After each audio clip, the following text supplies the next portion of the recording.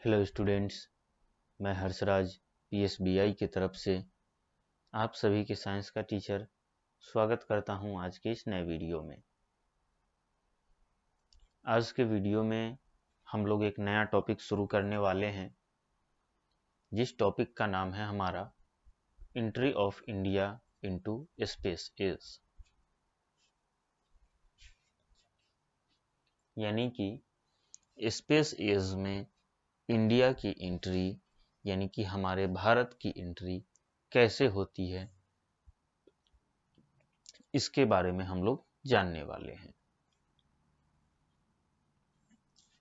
ठीक है, तो चलिए आज का टॉपिक हमारा बहुत ही ज़्यादा इंटरेस्टिंग होने वाला है, क्योंकि हमारा देश भारत जो है स्पेस एज में कैसे इंटर करता है, इसके बारे में हम लोग जानने वाले हैं। तो चलिए शुरू करते हैं।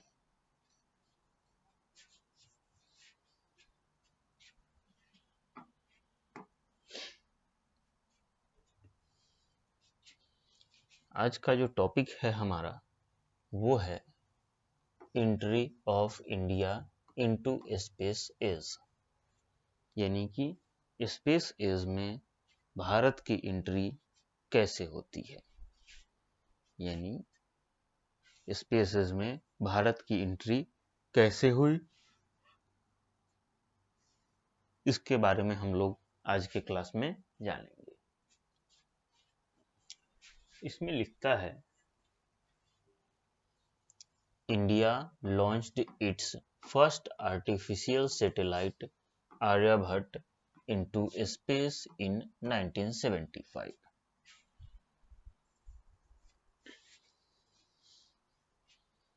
यानी कि भारत जो है, यानी कि हमारा इंडिया जो है, इसने अपना पहला आर्टिफिशियल सैटेलाइट 1975 में लॉन्च किया था। ठीक है, हमारा इंडिया जो है, हमारा देश भारत, इसने अपना पहला आर्टिफिशियल सैटेलाइट 1975 में लॉन्च किया था। ठीक है, 1975 में लॉन्च किया था, और उस सैटेलाइट का नाम क्या था? तो उस सैटेलाइट का नाम था आर्यभट्ट। उस सैटेलाइट का क्या नाम था? आर्यभट्ट। ठीक है, India launched its first artificial satellite Aryabhata into space in 1975, यानी कि इंडिया जो है, इसने अपना पहला आर्टिफिशियल सैटेलाइट लॉन्च किया था 1975 में, जिसका नाम था आर्यभट्ट। आई बात समझ में? चलिए, since then it has sent many other satellites, और उसके बाद से भारत ने बहुत सारी सैटेलाइट को जो है स्पेस में भेजा है। ठीक है, 1975 के बाद जो है भारत ने बहुत सारी सैटेलाइटों को अंतरिक्ष में भेजा है। अब यहाँ पे बात ये आता है, ठीक है, कि पहला सवाल ये उठता है, अगर आपसे कोई कहे कि इंडिया जो है वो स्पेस एज में कब शामिल हुआ, ठीक है, तो इंडिया जो है स्पेस एज में 1975 में शामिल हुआ था। ठीक है, इंडिया जो है स्पेस एज में कब शामिल हुआ? तो 1975 में शामिल हुआ। ठीक है, उसके बाद 1975 में शामिल हुआ, और दूसरा क्वेश्चन हमारा ये आ सकता है कि इंडिया ने सबसे पहला जो सैटेलाइट लॉन्च किया था, जो सैटेलाइट भेजा था, उस सैटेलाइट का क्या नाम था? तो उस सैटेलाइट का क्या नाम था? तो उस सैटेलाइट का नाम आर्यभट्ट था। ठीक है, इंडिया ने जो सबसे पहले अपना सैटेलाइट भेजा था स्पेस में, उस सैटेलाइट का नाम आर्यभट्ट था। ठीक है, दूसरी चीज, 1975 में जब इंडिया ने स्पेस एज में इंटर किया, जब उसके बाद से अभी तक इंडिया जो है बहुत सारी सैटेलाइटों को भेज चुका है। अब कौन कौन सा सैटेलाइट भेज चुका है? तो Bhaskara, Rohini, Apple, INSAT 1A and INSAT 1B, यानी कि ये सभी जो सैटेलाइट हैं, इसको इंडिया ने स्पेस एज में शामिल होने के बाद से भेजा है अभी तक। ठीक है, किसको किसको भेजा है? तो भास्कर को भेजा है, रोहिणी को, एप्पल, इनसेट 1A और इनसेट 1B, इन सारी सैटेलाइटों को इंडिया ने स्पेस एज में शामिल होने के बाद से अभी तक भेजा है। ठीक है,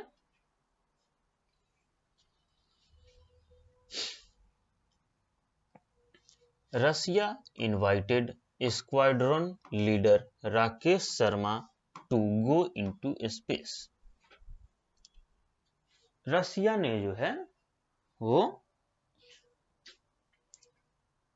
स्क्वाड्रन लीडर राकेश शर्मा को इनवाइट किया था स्पेस में जाने के लिए। किसने इनवाइट किया था? रसिया ने इनवाइट किया था राकेश शर्मा को, ठीक है, कि स्पेस में जाने के लिए इनवाइट किया था। He became the first Indian astronaut to go into space on 3rd अप्रैल 1984। और इसी के साथ राकेश शर्मा जो हैं, ये स्पेस में जाने वाले सबसे पहले व्यक्ति बने। ठीक है, इसी के साथ राकेश शर्मा जो हैं स्पेस में जाने वाले सबसे पहले भारतीय बने। तो राकेश शर्मा स्पेस में कब गए थे? तो 3 अप्रैल 1984 को गए थे। तो यहां पे भी एक सवाल आता है, अगर आपसे कोई पूछे कि भारत का सबसे पहला व्यक्ति कौन था जो स्पेस में गया था, तो क्या नाम आएगा? राकेश शर्मा। ठीक है, दूसरी बात कि कब गए थे। दूसरा सवाल ये आता है कि कब गए थे, तो 3 अप्रैल 1984 को गए थे। ठीक है, कब गए थे? तो 3 अप्रैल 1984 को गए थे। आई बात समझ में? अब ये टॉपिक तो क्लियर हो गया होगा। अब अगला टॉपिक है हमारा यूजेस ऑफ आर्टिफिशियल सैटेलाइट, यानी कि आर्टिफिशियल सैटेलाइट का यूज। ठीक है, चलिए तो अब इसको देखते हैं।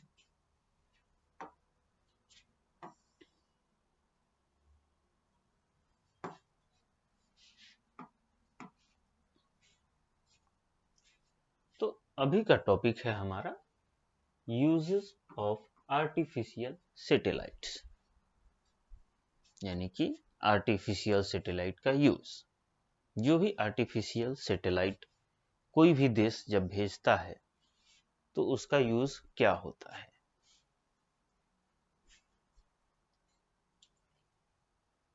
पहला, cameras of weather satellites photograph the earth and its atmosphere including clouds। अब जो भी वेदर सैटेलाइट जो भेजे जाते हैं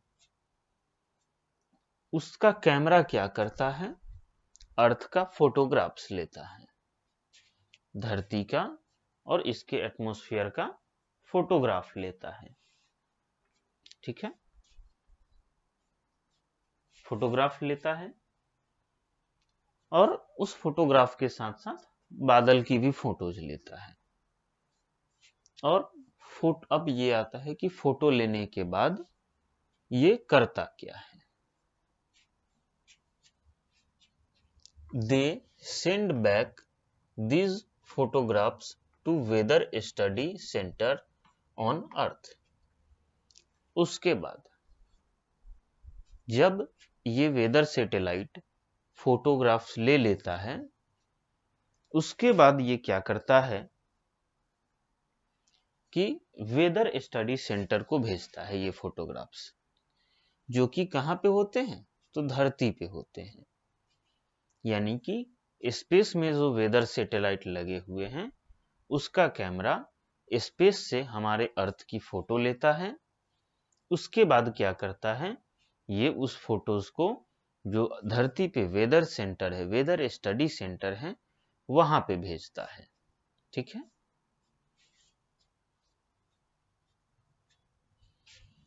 the weather bulletin is telecast on Indian TV every day on the basis of information received from INSAT 1B।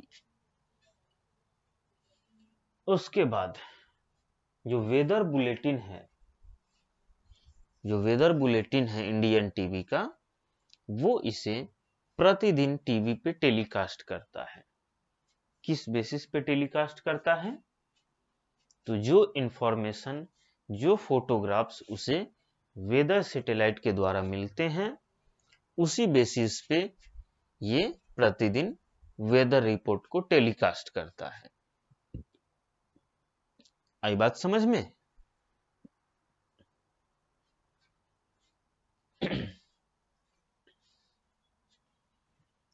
Weather bulletin predict the weather and gives us early warning of rain, storm और cyclone। अब क्या होता है कि जो भी TV चैनलों द्वारा जो वेदर बुलेटिन चलाया जाता है, वो इंफॉर्मेशन हमें किससे मिलती है, तो इनसेट बी के द्वारा मिलती है। ठीक है, वो इंफॉर्मेशन हमें कौन देता है, तो इनसेट 1B देता है।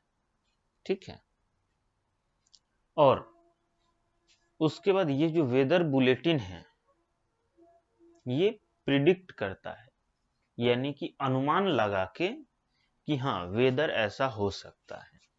अनुमान कैसे लगाता है, तो जो भी रिपोर्ट्स हमें सैटेलाइट के द्वारा मिलती हैं उस पे वेदर स्टडी सेंटर में स्टडी किया जाता है कि मौसम कैसा रहेगा, मतलब वातावरण कैसा रहेगा।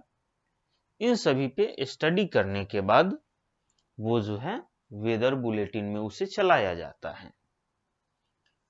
वेदर बुलेटिन में चलाने से हमें ये फायदा है, या फिर सैटेलाइट का ये फायदा है कि अगले दिन या आने वाले समय में मौसम कैसा रहने वाला है इसकी जानकारी हमें पहले मिल जाती है।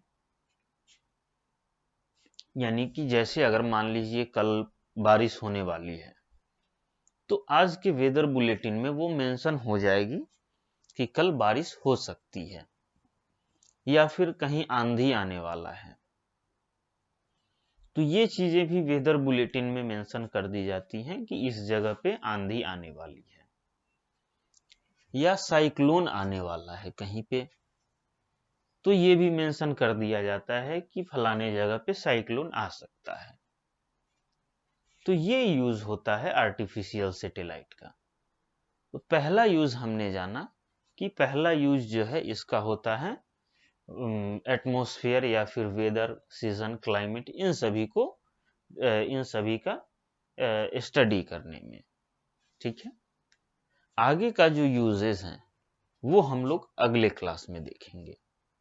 आज के क्लास के लिए हम इतना ही रहने देते हैं।